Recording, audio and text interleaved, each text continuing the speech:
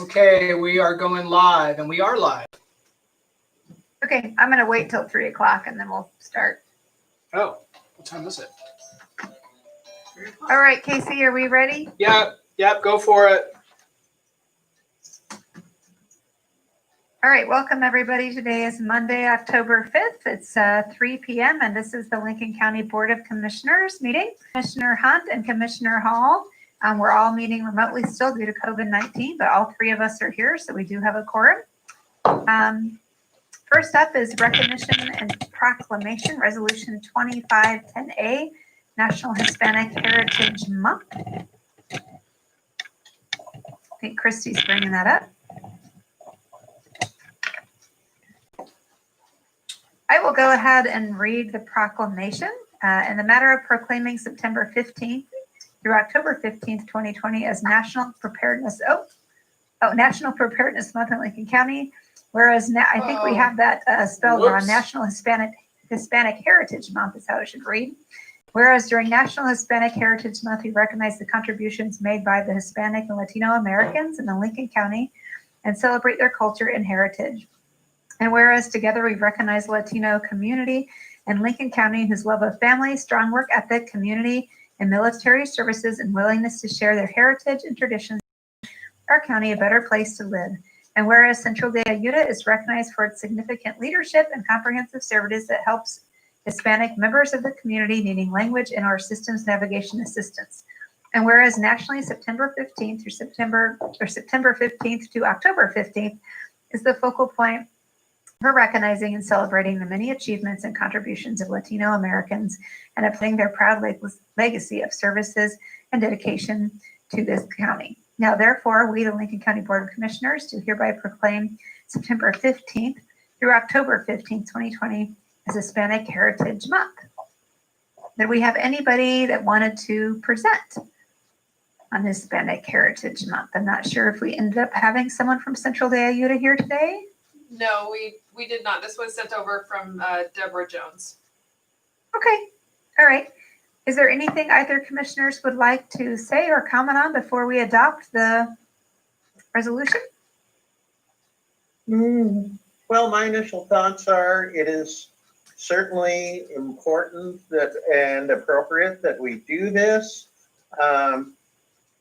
This year has brought to light in a very new way, I think, the importance of the Latino community and their participation, among other things, in the Lincoln County workforce and how they are a significant, vital part of industries like food processing and hospitality. And in my 33 years in Lincoln County now, I have watched the Latino presence in the county grow steadily. And just from my perspective, that has enriched the vitality and diversity of Lincoln County in numerous ways.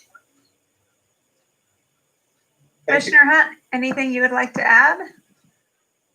I certainly echo Commissioner Hall's comments, and again, sadly, but I think the virus pandemic has heightened awareness of the many contributions that the Latinx community makes to our county and our state. So certainly it's appropriate that we recognize this month or during the time, and I have said thank you to many people for many reasons lately, and I will add my sincere thanks to the Latino Americans that make many unrecognized contributions to improving our county.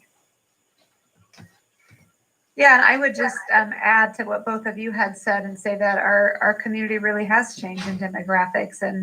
And with that, I feel like the county, there's a lot of things we need to do to kind of keep up. I think that COVID has brought some of that to light, but it makes me really pleased when I see some of our press releases and stuff go out, both in English and in Spanish, especially when we're talking about, life-saving, really critical information around the virus and beyond.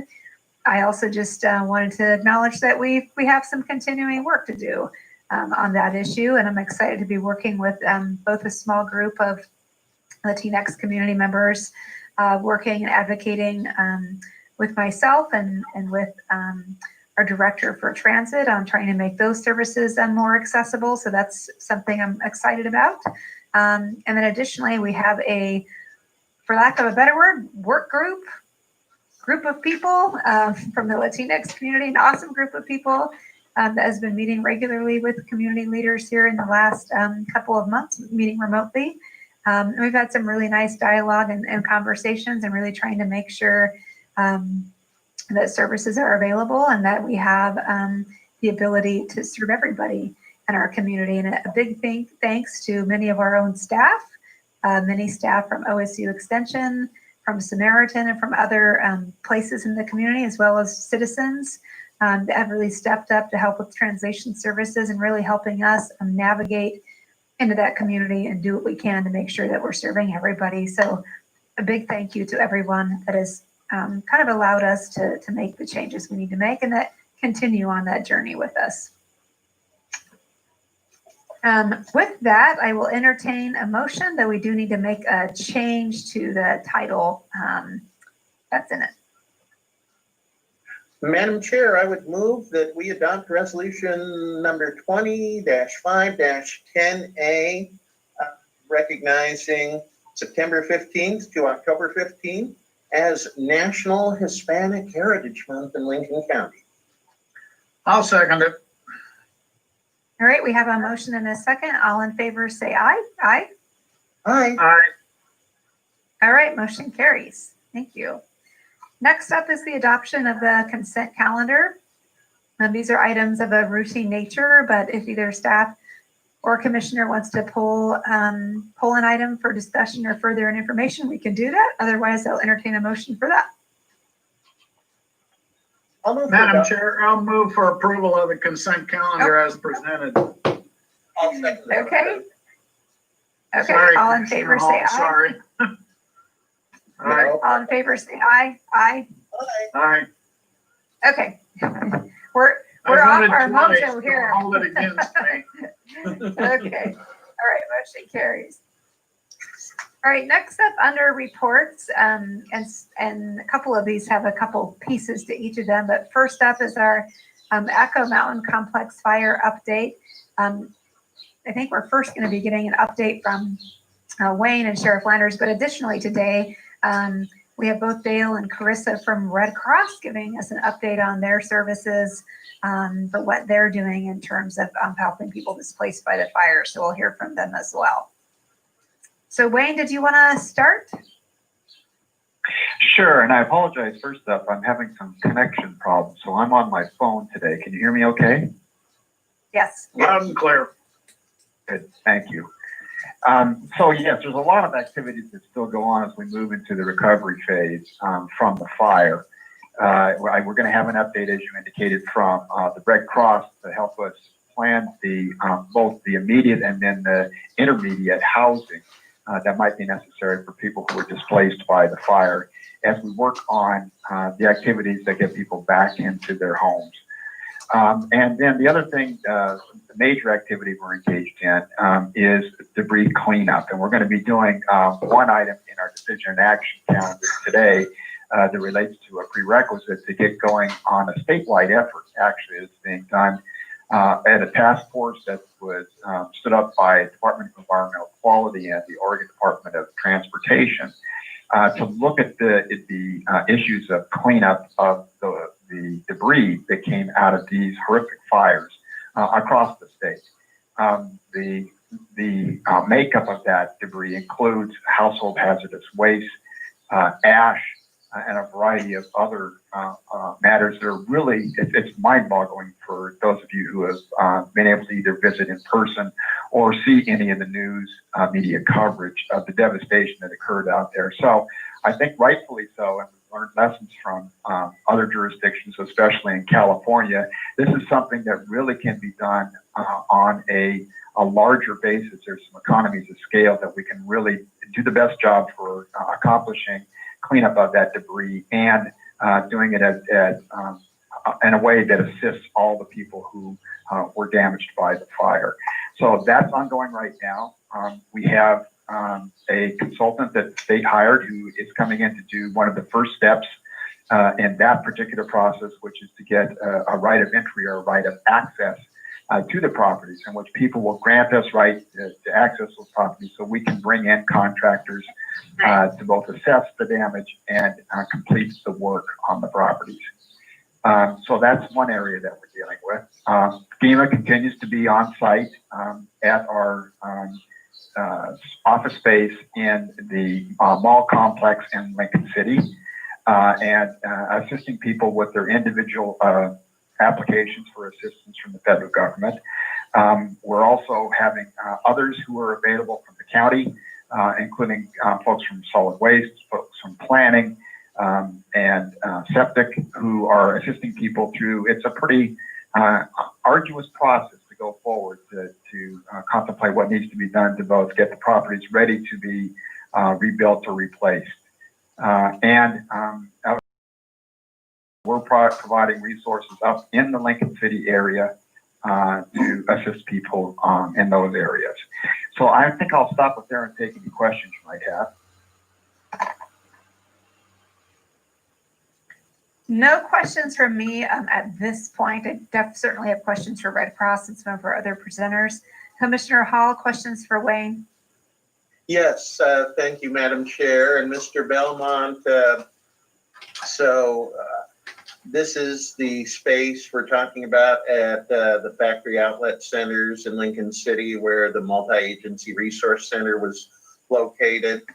FEMA has continuing staff presence there. Do we have a tentative or firm date how long they will be present there? Tentatively, I think it's through the next few days at least, but I don't know the extent, how long they'll actually be there. But there are other resources that are coming forward. We're also looking at doing some contracting to help people navigate the system of benefits that they might be eligible for. You know, there's an array of services, both local and statewide, that are available. And it can be pretty daunting to try and figure out what it is you might qualify for and how to actually apply for those benefits. So we're working on an arrangement to have someone come in and be a navigator to assist people in accessing those services and resources. And right now, the way it's looking, and there's still some details to work out, we're going to try and keep our presence there at the outlet mall for a variety of services. That includes also our donation center that's there. We've had some of our folks from our behavioral health program there to help people who may be need some assistance for crisis kinds of situations and just general support. But that's, as it stands right now, those services are all going to be in that little complex of offices there at the outlet mall. Okay, I am really glad to hear this, and just a personal comment or observation that I think the idea of a disaster navigator is an outstanding idea, because, you know, I was present at the multi-agency resource center for all 3 days, talked to a lot of members of the public who came in, observed many others. And this may be kind of an oversimple generalization, but basically I saw two types of people.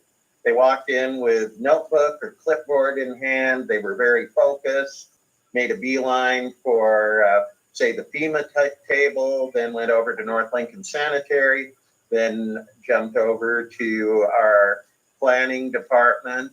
And others, frankly, who walked in looking a little lost. You know, one woman who reached out to me and personally a few days before the MARC opened, looking for some guidance. I told her about it and encouraged her to come, and she did show up. But, you know, she came up to me and just said, you know, it's wonderful you're doing this, but frankly, I feel a little overwhelmed and I'm not even sure where to get started. And I directed her to our emergency services staff, who were able to at least get her pointed in the right direction. But, you know, as you observed, Mr. Belmont, a lot of this is incredibly complicated. You know, I've been hearing again anecdotally, some people already getting FEMA benefits, some people getting denials because they, you know, simply don't qualify,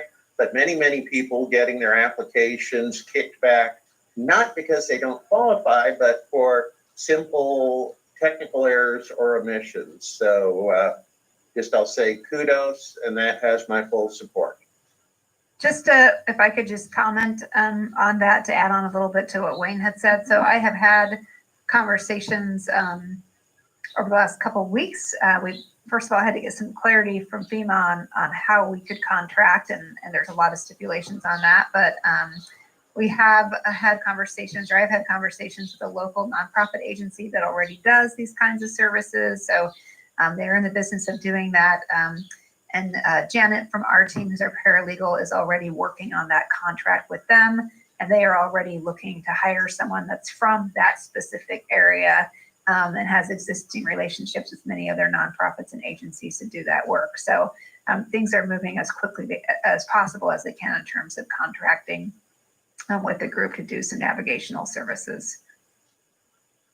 I'd also like to point out maybe that the call center remains as a central contact, a single contact phone number for the county to look at the array of county services that are provided. So if you call that number, it'll direct you to either the department, the department you need to talk to and what services you're looking for. But if not, it finally comes back to emergency services, and they can help you navigate around at least through the county service, array of county services that are being provided. So the call center is currently still navigational, but I understood, and please correct me if I'm wrong, we are looking at an eventual wind down or phase out of the call center. Is that correct? And if so, do we have a timeline on that? Well, I think it's actually going to be, what is today, Monday? It's either today or tomorrow, actually. But it won't be actually eliminated completely. What will happen is instead you'll get a list of service providers that are currently responding to the wildfire recovery needs of folks in the county. And so you'll be able to actually connect directly to that department and get that information. And if you're not really sure what you need or where you're going to go, you can, at the end, call emergency services and they'll take the phone call. So you will end up with a warm body you can talk to try and figure out what you need.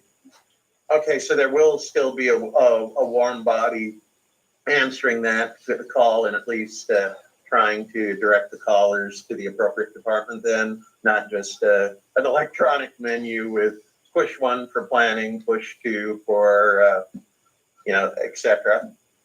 Well, I think, it'll go through the array of what the services are. If you know what you want, you can push the number. If you don't know what you want, then you can connect them with a warm body. So it will essentially be an electronic, an electronic menu, and then an opportunity to press the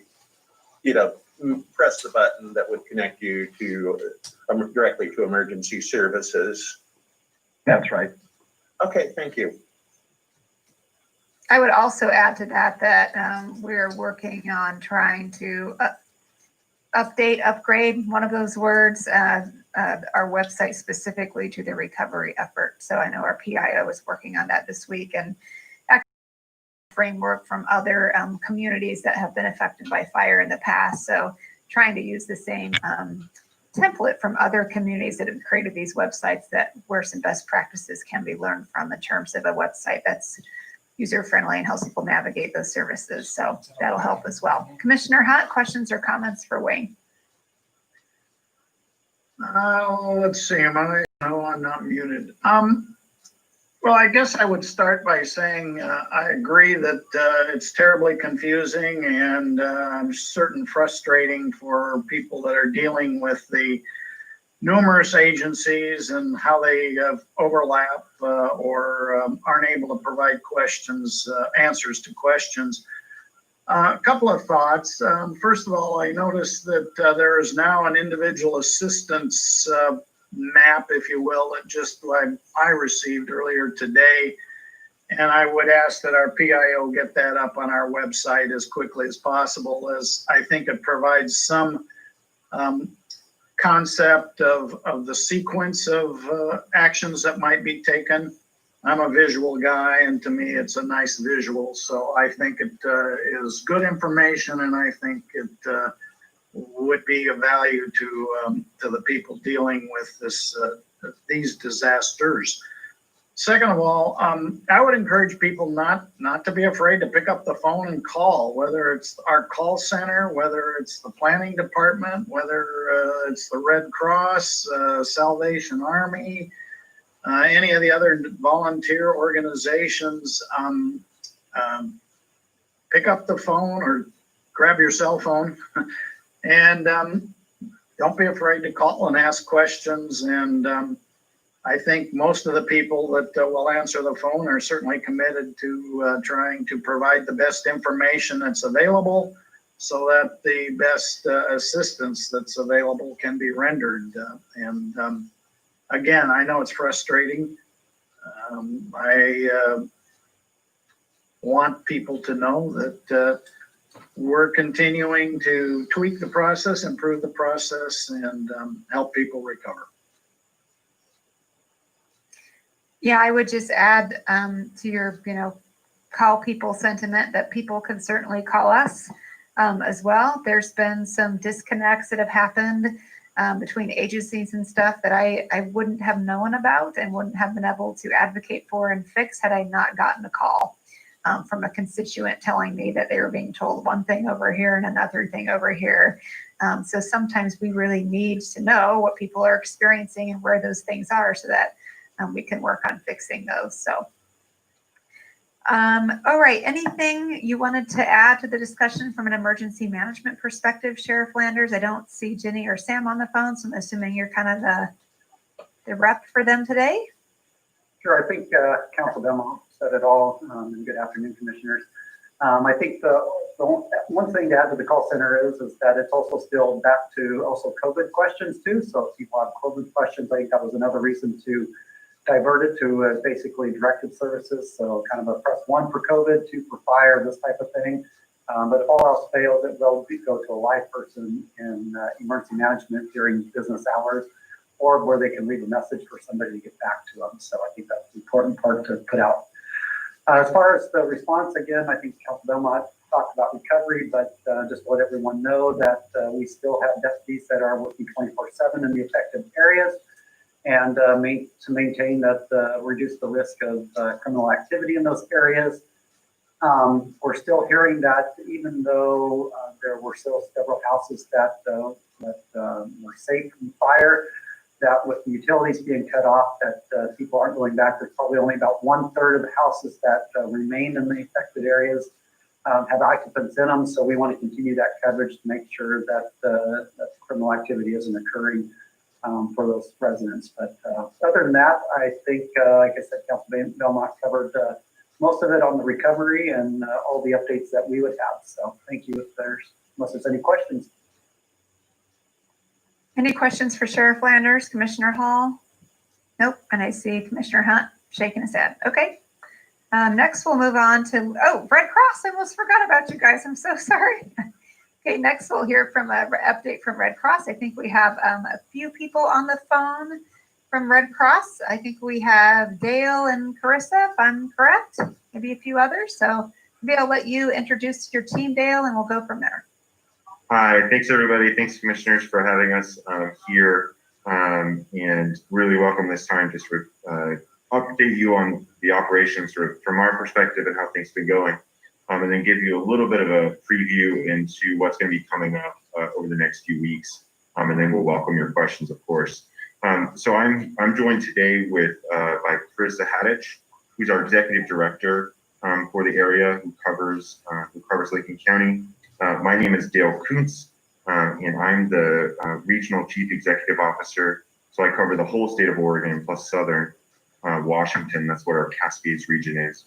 And Christina Thomas from our government relations team has also joined us. She's now flown back home and left Oregon, but she was assigned to help us out for the first few weeks here after the disaster. She's been a great resource. So with that, I thought I would just jump into sort of where we are right now. We are continuing to work with with Lincoln County, through the EOC, through great partners there. We're continuing to work with the state, with the Office of Emergency Management, with Andrew Phelps and his team, and then of course with FEMA and sort of our agreement to work with FEMA and the state and everybody. And everything from our perspective and those pieces is going really well. Sort of the partnerships are leveraged the way that we should, and we're working on that. We continue to shelter folks who are affected by the Echo Mountain Fire, and we have them currently right now in what we're calling non-congregate sheltering. That's hotels. And throughout the operation, we did have a congregate shelter set up, and we put them in the non-congregate, and we put them in the congregate, and then the non-congregate as the evacuation changed and pushed people south. And right now, everybody who is in Red Cross Care is in a hotel in Lincoln County, and will be and we continue to extend those dates of reservations, and we will continue to extend those dates of reservations forward as needed. There is no hard stop on any of the rooms. From our perspective, we do come across instances where a hotel is unable to continue based on prior reservations, and so we do our best to work with those particular clients in those situations to move them to other hotels that may have more availability in the long run. We're also working really closely with the hotels to sort of, and we will be with our clients as we look to consolidate where possible over the next weeks and months into fewer hotels, again, to make a better living situation for those clients, and then to sort of make our operation just a little bit more efficient, with the priority being the health and safety and well-being of the clients over the efficiency of the operation. We're continuing to provide food for those who need it in our care. To date, that's about 25,000 meals, if I remember this number correctly, and we'll continue to do that as needed throughout the operation. Some of that, we may evolve some of that feeding. Right now, we're doing sort of through our typical sort of feeding plan and providing meals to folks. We may change that in the future to provide, again, more flexibility for folks in their care, so that they can have choice options and other things to sort of make things more comfortable for them long term. We are planning for this for the long term, and we are committed to. My apologies. We are committed to being in Lincoln State wherever we are needed for as long as we are needed. There is no hard, fast date at which we are going to leave, because we were in Lincoln County before, we're in Lincoln County now, and we'll be in Lincoln County years after this disaster, and folks have hopefully been on their road to recovery. So there is no like pull-out date or anything like that from the Red Cross. We will be here as long as we are needed, and what that means will change as we move into recovery. And so right now we're in the shift from moving from the immediate life safety of making sure that people have shelter and they have food and they have other wraparound services that we provide, to then looking to help them into the road to recovery. So the marks and supporting folks through that process. I love the discussion of the navigator. That's like Red Cross happiness signals, hearing the navigator discussion and making people getting them through the process, because that's also our experience as well. We will be shifting into our recovery process soon.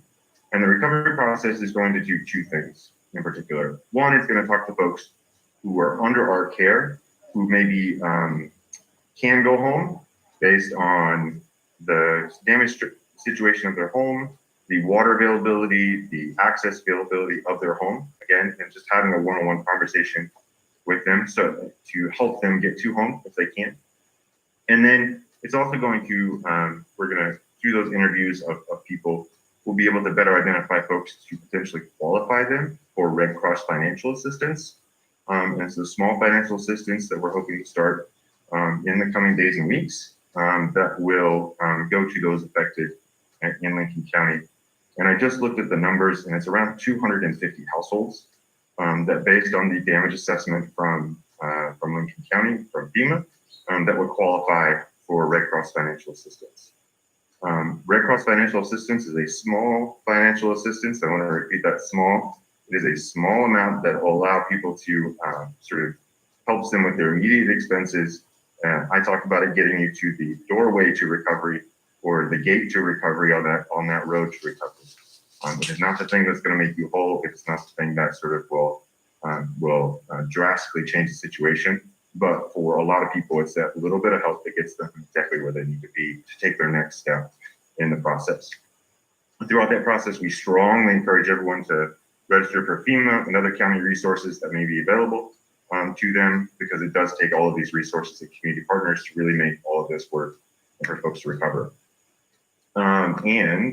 Once we have that plan finalized, and it's very close to being finalized, I'm happy to share that with a one pager that we can give to the county. We want to be very particular in that it's only 250 households that are eligible, and so we want to really micro target those 250 households. We don't want to sort of let everyone in Lincoln County know that this financial assistance is there, because we don't want to disappoint a lot of people. And that's one of our big goals. And with all of this, our phone number, 1-800-RED Cross, feel free to give it out. We're always happy to help however we can, and that's the best, quickest way to get in touch with the Red Cross.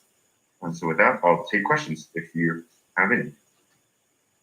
Well, thank you again for being here. I have a couple of questions to start, and then I'll turn it over to Commissioner Hall and Hunt.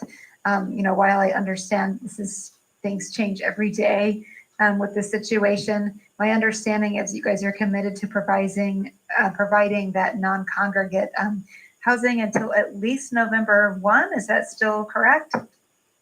Yeah, so we have, just like you would reserve hotel rooms if you're going on vacation, we've reserved the hotel rooms currently that we have through November 1, and we'll continue to look to move those out as needed.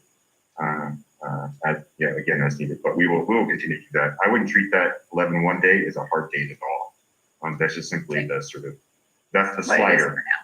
Yeah. Right now. Understood. And then second, can people still register for services or potentially get housing? I have heard from people that maybe, initially when evacuations happened, they maybe, went to a friend's house or went tent camping or did something, not necessarily recognizing that they were going to be in this for the long haul. And now it's getting cold and tent camping isn't working, or their kids are going back to school and need Wi-Fi, which you don't have in the tent, or they're staying at a friend's house and they've kind of overstayed their welcome or what have you. So if people now, several weeks after the disaster are realizing that they need a different type of arrangement, is it too late for them to call Red Cross and go through that process? Yeah, so in coordination with the county EOC and with other EOCs around the state, we have started a process that we call No New Registration. And what that does is in the beginning days of a disaster, everyone is welcome. And we do that very, very intentionally to cast the broadest possible net for support for folks. Now, if you present yourself for Red Cross services, we do ask you your address, where in the early days we did not, so that we can verify that you are directly affected and have damage that will qualify you for Red Cross assistance. So it's just sort of, at some point we need to sort of set what the size of the universe, of the scope of support that we're going to be providing. As a nonprofit, this is important for us to sort of help us to our ability to continue to do this and then stay on track with our core mission. So you can still register, you would just need to prove that you are indeed impacted by the fire. Correct. And you can do that in number 3. Yeah, okay. That's all my questions for now. Just again, thanks for being here. Thanks for the conversation we had last week, and I hope that we just continue to check in with each other. I know that you've had ongoing discussions with the Emergency Operations Center, but it's good to connect directly as well as a board with all of you. And with that, I will see if Commissioner Hall has any questions or comments. Yes, I do. Thank you, Chair Jacobson, and thank you to all the Red Cross team, not only for their presence at today's meeting, but on the ground presence from the very beginning. And I want to circle back, even though you did address in some detail the question of non-congregate shelter, because at least the folks who were displaced that I'm hearing from, I understand why you're not giving a hard end date, that it sounds like you're really going to be dealing with the situation as it evolves. But and they also are aware that we are working on a variety of potential interim steps. But basically, the fear that I'm hearing from people is, maybe they are not up to, don't have the resources to look at, say, RV camping, and they know that in Lincoln County, for rental apartments and houses, we've got a functional vacancy rate of less than 1%. So literally, these people will probably have nowhere to go immediately. So if you can amplify it all on the reassurance that assistance, at least in some form, is going to continue until folks can get into a more stable situation, even if it ends up being a FEMA trailer or something like that. Yeah, absolutely, Commissioner Hall. We will be providing our sheltering resources as long as needed. Folks do not need to worry that they're going to be asked, that somehow the Red Cross resources are going to end out and we're going to say, nope, that's it. We've helped enough. We're an organization that continues to help and are happy to. What we do is we work really closely with FEMA partners and with the state partners and with other local community partners and other organizations to help people make that next step. A lot of times, folks would go from, in a non-COVID world, folks would go from a congregate shelter, so a high school gym or a civic center or something like that. And then with FEMA assistance, they would qualify and get a hotel room. We've sort of skipped that whole step because of COVID, and we put them directly into hotel rooms, which is the best possible thing for them. But what that also does is it kind of muddies sort of their road to recovery a little bit. But we are working really closely with FEMA and with the state on the sheltering plan for the state, because I would say, unfortunately, the issues in Lincoln around housing vacancy and rental vacancy are not unique to Lincoln. And so it's a common problem that we're seeing throughout the state. It's one that I know there's been active daily discussions about that we're happy to play our part in. Yeah. Thank you. Thanks, Commissioner. Commissioner Hunt, questions or comments? I'll offer a comment. I will be candid in that I think some years ago I was a bit concerned about the Red Cross's presence